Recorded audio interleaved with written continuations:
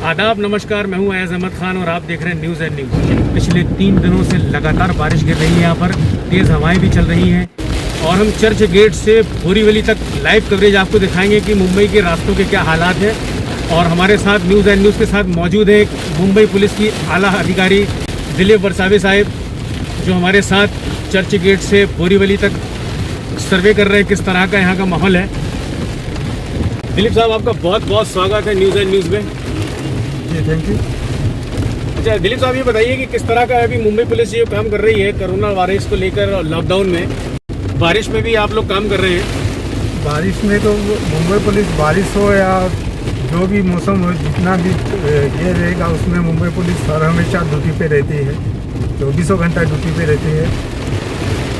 और अभी बारिश की वजह से तकलीफ तो हो रही है, लेकिन वो फिर भी रास्ते पे हर जगह पे मुंबई पुलिस खड़ी है। लोगों से क्या कहना चाहेंगे लॉकडाउन के चलते, यहाँ की पब्लिक को क्या मैसेज देना चाहेंगे जो लोग बाइकों में घूम रहे हैं? पब्लिक ने एक्चुअली खुद समझदारी लेना चाहिए और घर से बाहर जो भी काम, अगर ज़रूरी काम है तभी बाहर निकलना है, या तो अपने अपने घर में रहना है। तो ज़रूरी काम के लिए घर से एक ही आदमी निकले। जी, जो बाइकों पे चलने का सर ये चल रहा है कि 2 लोगों को पकड़ के पुलिस जो है फाइन मार रही है, इसके बारे में बताएं थोड़ा। हाँ, वो लोगों के सेफ्टी के लिए कर रही पुलिस, ताकि 2 लोगों में डिस्टेंस चाहिए, वो डिस्टेंस नहीं रहता।